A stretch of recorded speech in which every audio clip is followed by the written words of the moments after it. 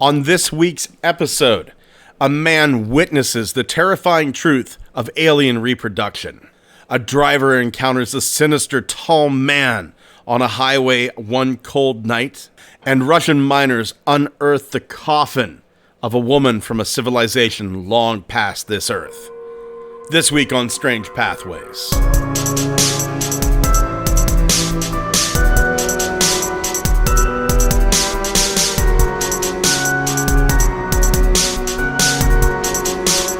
Hello and welcome to this week's episode of Strange Pathways. I am your host, Scott Mort. I am having a great week. I hope you're having a great week too. I just got off of the stage production of Spaceballs. Had an absolute blast. And just to those of you who did show up, thank you so much. We had a fairly decent sized crowd. Was really happy about that. But I want to throw some thank yous out. Bear with me. It's going to take a little while to get through these thank yous. I want to thank Elena, Chris, Dawn, Jade, Johnny. I want to thank Jonathan, Kara, Lacey, Michael, Natasha, Richard, Rick, Riley, Robert, and Tom for just making this one of the best experiences of my life. Thank you so much. We had a blast. Everything went off without a hitch. Whenever you do a live performance like this in front of an audience, there's always stumbles and what have you. The important thing is that you recover quickly from those stumbles. And that is exactly what happened. Absolutely a joy to work with these people. And that's really what made the process fun, was the people. Thank you so much for indulging me. Now on to this week's tales.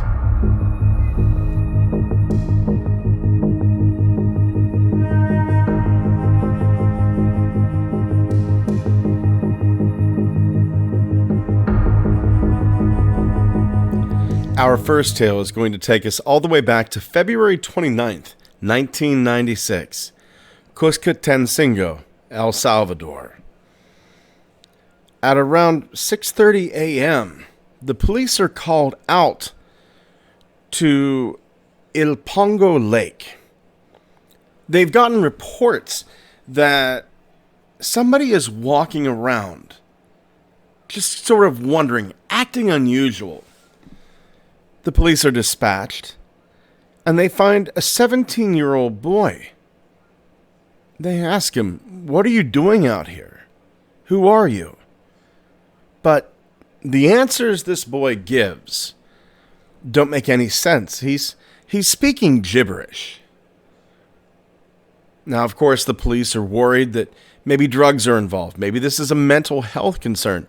So they take the boy into custody and take him back to the station. Now, later, the boy comes back to his senses somewhat, and he tells the police a very, very bizarre story.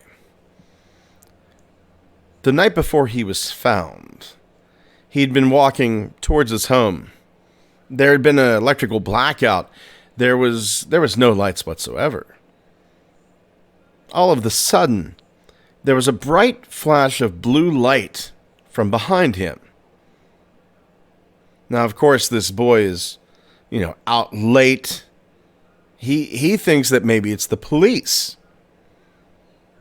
He slowly turns around. And then his memory ends. The next thing he can remember is that he is in a completely white space. A room so brightly white, he can't see any walls. He can't see any furniture. It is just white. There does seem to be some sort of border, but nothing tangible. But he does come to realize that he's not standing. He's lying down. He's paralyzed. And he's in some sort of bed. Numerous cables were connected to his chest. And on his right arm, there was something that put him in the mind of an IV. It wasn't quite an IV, but just something similar to it. He then sees them, the entities. These, and I use the term aliens, these aliens are around 4 feet tall with extremely large heads, huge eyes. But in the forehead area, the witness could see what appeared to be another protuberance. Something that looked somewhat like an eye. Now, these entities also had beards, thin beards, around the mouth and chin. Not anything full or luxurious, just sparse beards. He notices there are other humans in the room, but he can't really tell if they're also prisoners like he is, or if they're free. Several of these humanoids, though, are operating on a woman. And they cut her in half. They take the upper half of this woman and insert it on the back of a hump-like area on one of the female aliens. This female alien had been being prepared on the other table. Now these surgeons, butchers really, wore white tunics, and they had a strange symbol on the right side of their chests. After this horrifying incident, the witness is taken to the shores of Lake Ilopango, and they tell him, "Our race is in a state of war, and we cannot reproduce in our original normal manner." Immediately he has the sensation of falling towards the lake.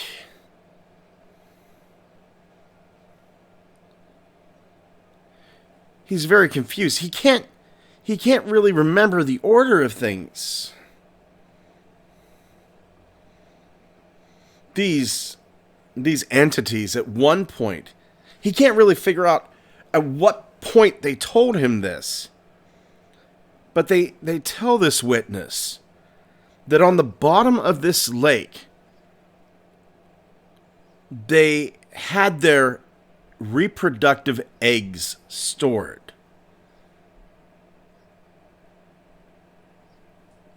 They take this witness to see a doctor. They're worried that he's perhaps had a mental break of some sort. Completely understandable.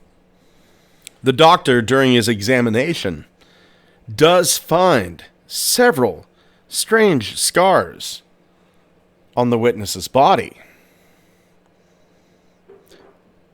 It really, with these entities, it really seems to come down to reproduction. They are consistently taking reproductive matter.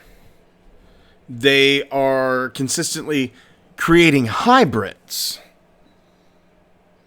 But this war, we are in a war and cannot reproduce by the normal method. We've been under the assumption for a long time that these creatures somehow lost the ability to reproduce, and they're using our genetic material to do so. But if they are in a war, maybe it's not so much that they can't reproduce, but maybe our genetic material is simply too perfect to make new soldiers for them. A cheap, easy, vicious, strong hybrid of us and them. 4-foot-tall creatures, hyper intelligent, but not really built for strength. Where we, obviously the stronger of the two species, physically, but with not quite the intelligence. And let's face it, us being humans, we are... rage and violence is our standard. We grew up on a violent world. Why wouldn't they try to combine for war the best of both? An intelligent soldier who is strong, who is large, who is vicious, but not so smart that he's smarter than the ones giving the orders.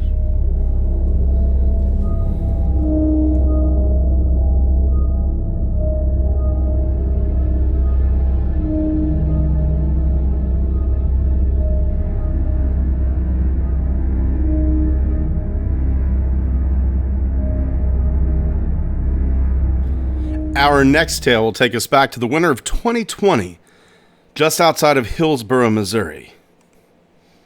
The witness goes by the name MP. He was driving north on Highway 21. It was around 10 after 10 at night.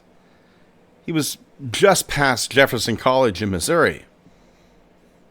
MP passed the northbound off-ramp from Hayden Road and got onto northbound Highway 21. MP even remembers the mile marker, 169.6. He's not sure of the day of the week. But, like I was for many years, he was a night shift worker. All of the nights, whenever you worked night shift, they just seemed to run together. So, I understand that. He does remember that it was a very cold night. And it was a very lonely night. The road was deserted. MP's car was the only car in the north or southbound lane. He had taken this same road to work for 8 years. He knew it. He knew this road like the back of his hand. MP's car had one of those little temperatures, little thermometers on the inside. And it's telling him it's only 20 degrees Fahrenheit out. But with the wind, it feels colder. It was bitterly cold.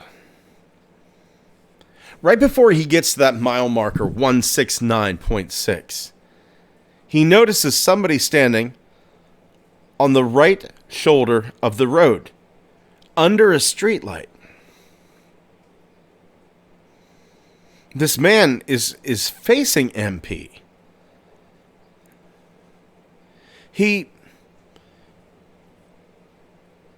He's somewhat taken aback.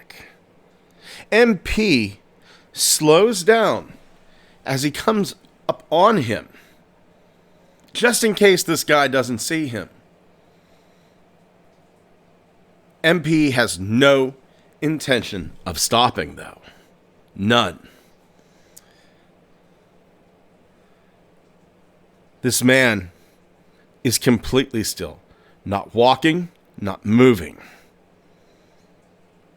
Anybody who's driven roads late at night, every once in a while you'll come across somebody walking, and they're never really just standing there.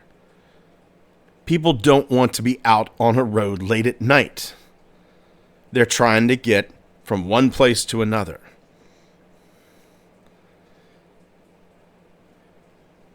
As MP approaches the man, he realizes he's poorly dressed. He's only wearing this dark collared faded hoodie and dark collared faded pants. Now, MP doesn't remember if they were jeans, if they were sweatpants. He just knows that they had no holes or rips.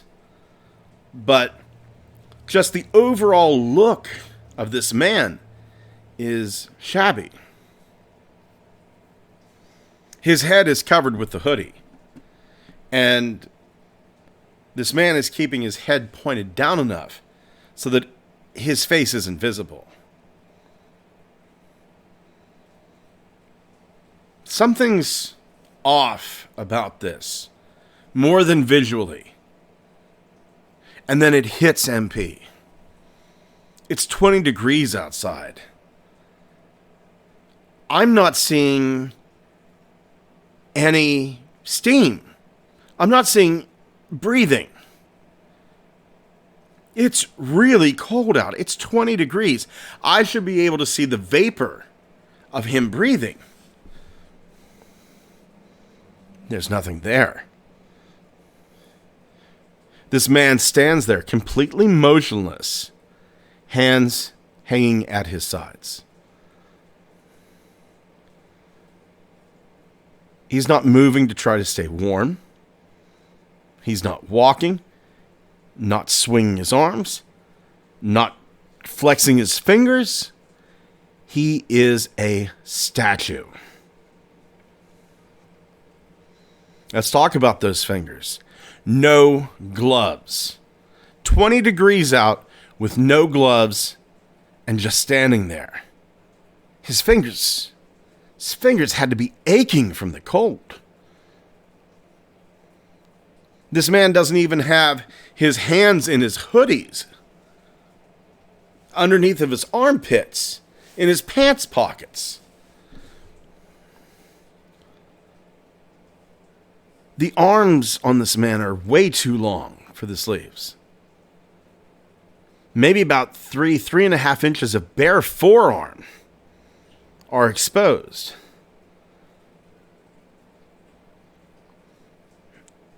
Estimating his height, MP thinks that he would have to have stood 6'9" tall.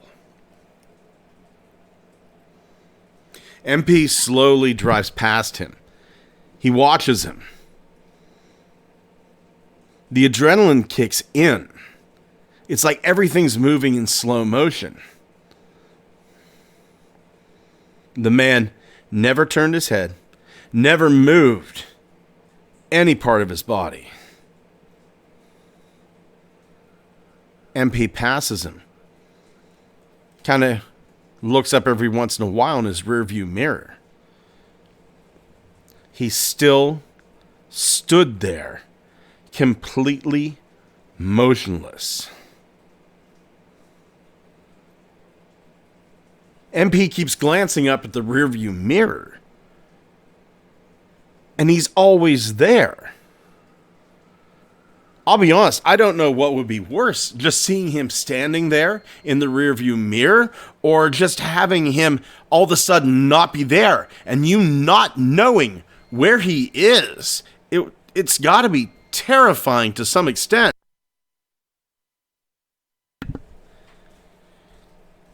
MP is chilled to the bone. He calls it an ominous, dark, foreboding feeling.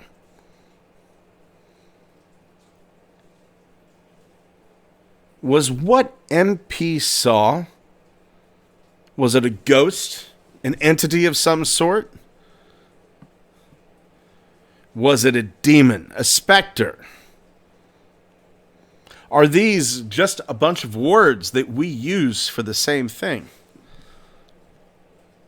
Or maybe MP just saw a man. An awkwardly dressed, very tall man out on a cold night.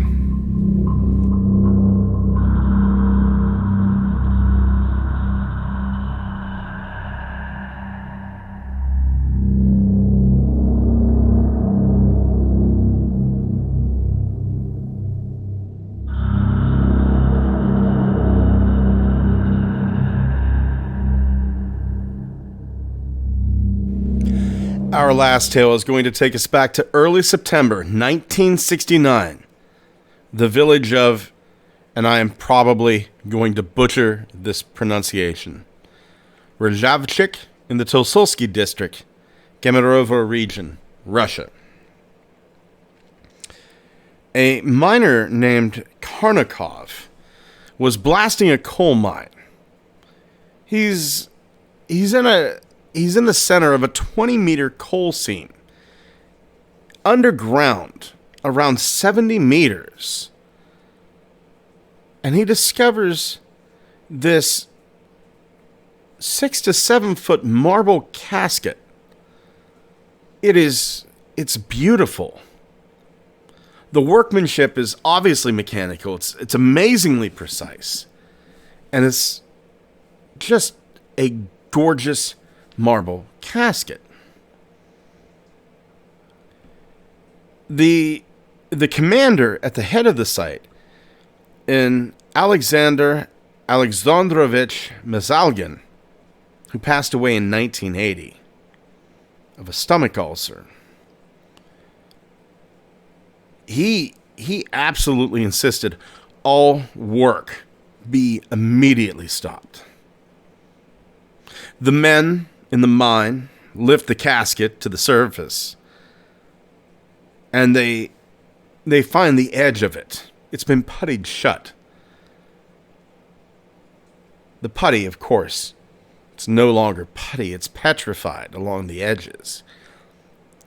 So they chip away at it.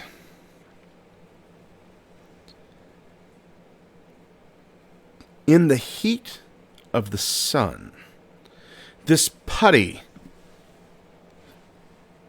begins to melt. It turns into a clear liquid and flows away. One of the miners just takes a little bit of it on his fingertip, touches it to his tongue.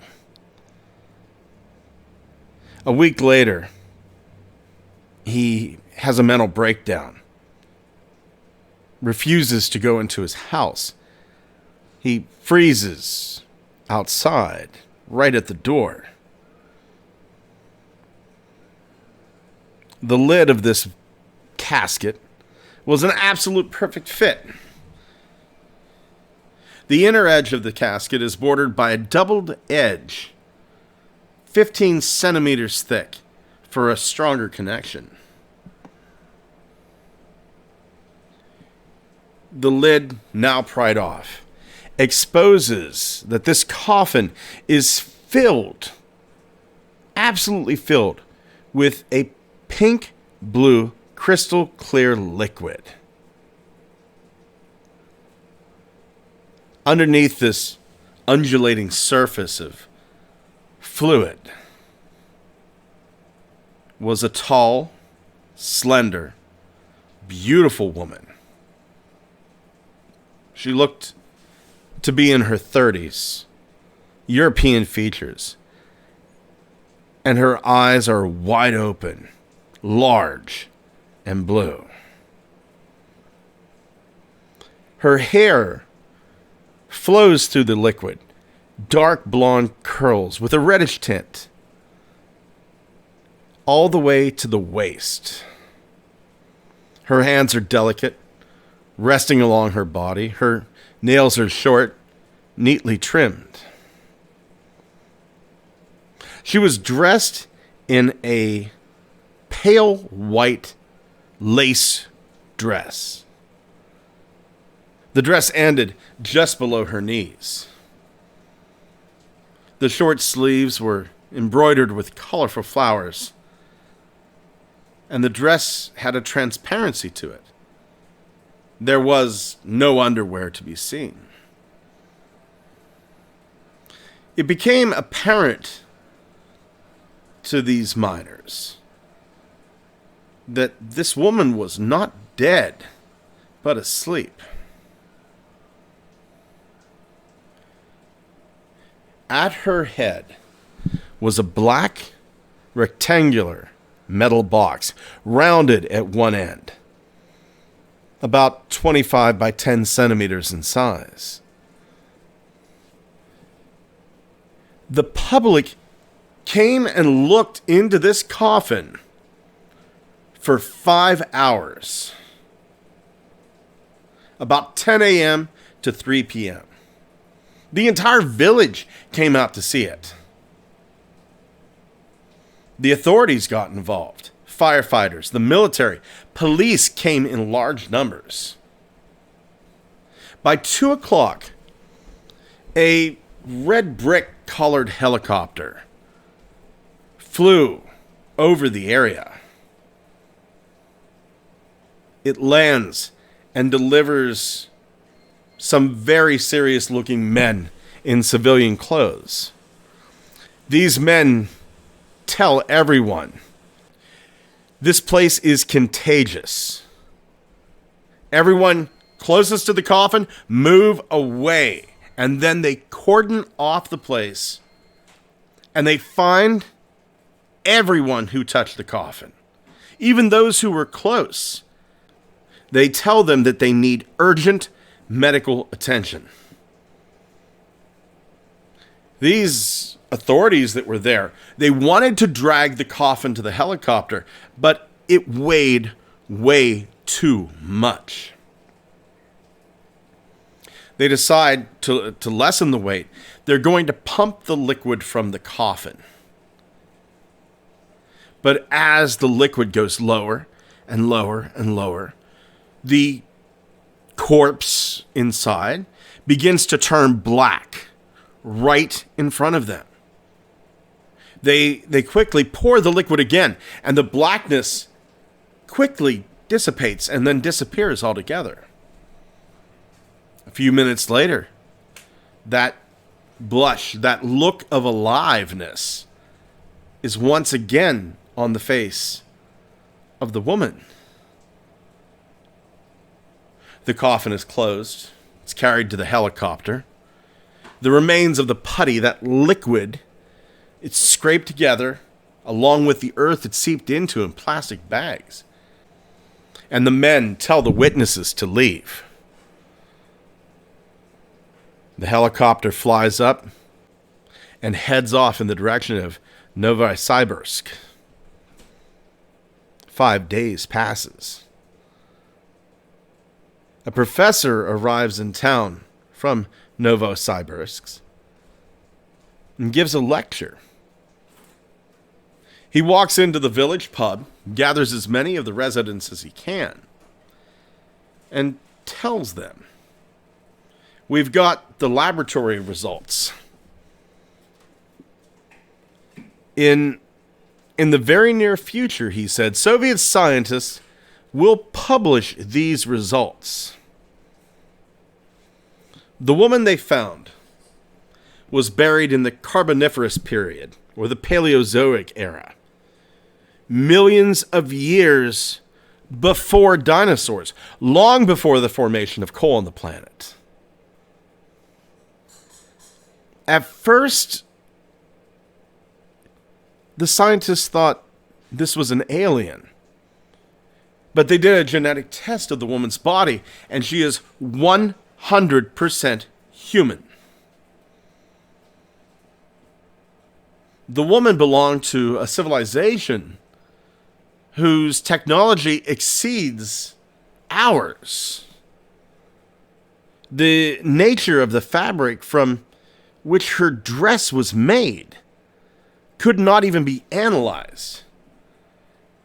It was produced by a technique that we, mankind, have not invented yet. The pink-blue liquid. We can't test it. Only some of its components. The professor says nothing of the metal box. Only we're looking at it. The professor leaves. A couple of days later, a little tiny blurb appears in the regional newspaper. An archaeological relic has been discovered. 3 lines in the newspaper is all it got. 3 lines. for all of that. In a few days, the area is cordoned off by the military. The place where the coffin was found, dug up and covered with earth. People in this village wanted to know the truth. They wrote letters to the Central Committee. But a year later, a lot of them died. All of the men who had dug up the coffin, 6 men, died one after another in car accidents within a year. You can imagine the surviving witnesses kept their mouths shut.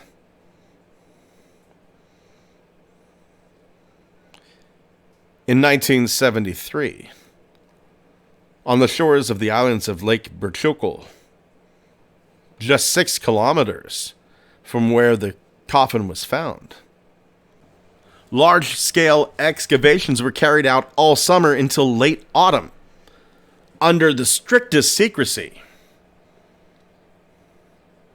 Soldiers, police, they all refused to give the details. But that same brick-collared helicopter kept flying to the excavation site and taking something away. Perhaps hundreds of graves dug up.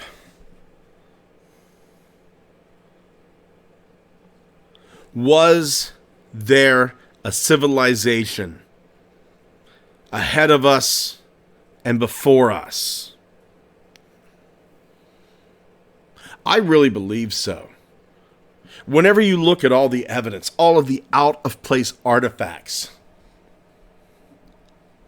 I have to believe something was here before us. You look at the Sphinx and how there's water erosion on the Sphinx. Water erosion that had to have happened long before the Egyptians were there. That Sphinx was there much, much longer than the Egyptians were. Take a look at it next time. Bring up a picture of the Sphinx right now and look at how small the head is compared to the rest of the body. Almost as if that Sphinx was carved out of an existing head on it. Now, if I'd have to take a guess, if I'd have to put money down, I would say the existing head was probably something akin to a lion's head. And then the pharaohs, whoever the ruling pharaoh was at the time, carved out of that. You may be able to hide that.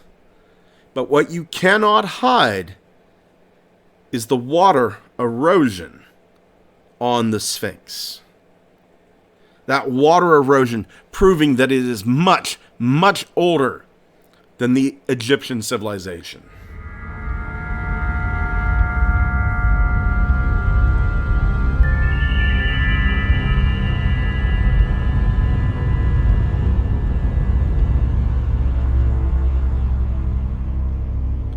Thank you for joining us once again on Strange Pathways. Head over to our TikTok and Instagram, Strange Pathways Podcast. Our Twitter is Pathways Strange. Head over to our Facebook. We're not going to have a lot of photos this week because, quite simply, the tales that we have no photos accompanying them. There's really not a lot we can say about them. But if you have a tale that you would like to tell us, you can email us at strangepathwaysmail@gmail.com. Anna, I am so sorry I haven't gotten back to you. It's been a very busy week. I did see your email. I know you're listening. Hello. And I will get back to you very, very soon. That is a promise. It's been such a hectic week, as you can imagine. Please head over to YouTube, like, comment, subscribe, tell a friend, tell a family member. You know you've got somebody out there who is going to just absolutely love this show, and I am proud of it. I feel that we put out a good product, and I hope you enjoy it. I hope your friends and family enjoy it. Thank you once again for joining us here on Strange Pathways. Take care of yourselves and each other.